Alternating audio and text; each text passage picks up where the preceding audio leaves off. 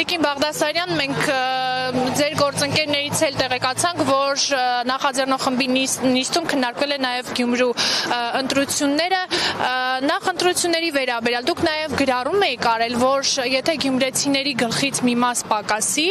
պիտի պատասխան տա, ում նկատի ունեիք, ինչ պիտի անեին, գյումրեցիների գլխից ինչու պիտի մաս պակասի։ Ես չեմ ուզում լինել այս դեպքում պայծառատես եւ կանխագուշակումներով զբաղվել, բայց ես ձեզ խոստանում եմ, որ ես այդ գրառումը կարծում եմ ոչ շատ հեռավոր ապագայում, այլ մոտ ապագայում առիթ կունենամ հիշեցնելու, որովհետև ես Գյումրիում ծնվել եմ, մեծացել եմ եւ հիշում եմ այն բարքերը, որոնք կային նախկինում։ Ասում են փոխվել են այդ մարդիկ 15 տարի առաջվա մարդիկ նույնը չեն։ Դրա համար ասում եմ չեմ ուզում լինել պայծառատես եւ կանխագուշակել, բայց կապրենք կտեսնենք։ Տիկին Բաղդասարյան, Սարիկ Մինասյանը գրել էր, որ Գյումրիում քաղաքական կառավարման ճգնաժամ կարող է լինի այսպիսով, բայց չեք բացատրում, թե այս պարագայում դա ինչպես կարող է այսպես դրսևորվել։ Երբ որ ընդդիմությունը, արդեն ոչ ընդդիմությունը, ունեն բավարար մանդատներ քվորման համար, նախագծեր բերելու համար, այդ դեպքում ինչ ճգնաժամ։ Ամեն դեպքում ես կարծում եմ պարոն Մինասյանը հիմա շենքում է, կարող եք մոտենալ եւ հարցնել իրեն, ես պարոն Մինասյանի խոսնակը չեմ եւ կարծում եմ առիթ կունենաք, որպեսզի կունենաք պարոն Մինասյանից մեկնաբանություն լսել գրառումների մասով։ Իսկ անխորոշումները, գիտեք, զուտ իրավական տրամաբանության մեջ են եւ մենք գիտենք, որ այս պահին քաղաքապետը փոքրամասնության իշխանություն ունի, իսկ դրա տարբեր նախադեպեր ունենք եւ միջազգային ասպարեզում եւ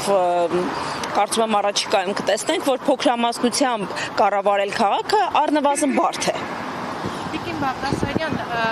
տեսեք, Սարիկ Մինասյանը նախընտրական բանավեճի ժամանակ հայտարարեց, որ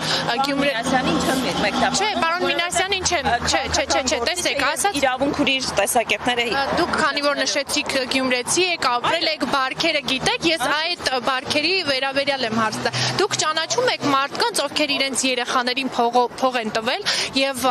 ազատել կամ փող են տվել, որպեսզի Արցախում չծառայեն, որովհետեւ ինչպես Սարիկ Մինասյանն էր ասում, այնքան վատ տեղ էր, որ ծնողները չէին ուզում իրենց երեխաները ծառային այնտեղ։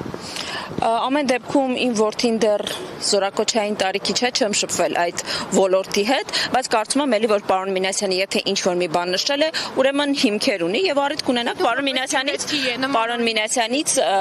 ճշտել։ Ես էլի եմ ասում, այս ընթացքում առիթ չեմ ունեցել այդ ոլորտին առնչվելու, բայց բազմաթիվ քրեական գործեր եղել են եւ նախկինում եւ հիմա պարզաբանումներ կան, թե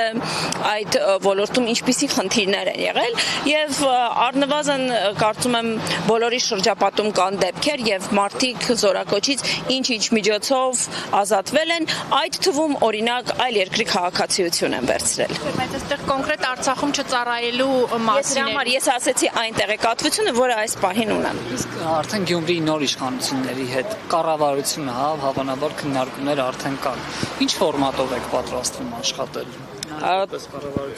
Բնականաբար կառավարությունը մնում է իր լիազորություններում եւ եթե թիմը մնա իր լիազորություններում, ապա աշխատանքը կլինի համապատասխան մոտեցմամբ։ Տեղական ինքնակառավարման մարմինը ինքը որոշումներ ընդունում է, բայց մենք չմոռանանք, որ թիմ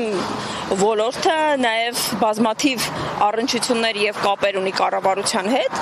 Մենք օրենքի տարի համաձայն, որպես գործադիր իշխանություն, պատրաստվում ենք իրականացնել մեր լիազորությունները։ Մնացած արդեն թիմի տիրույթում է։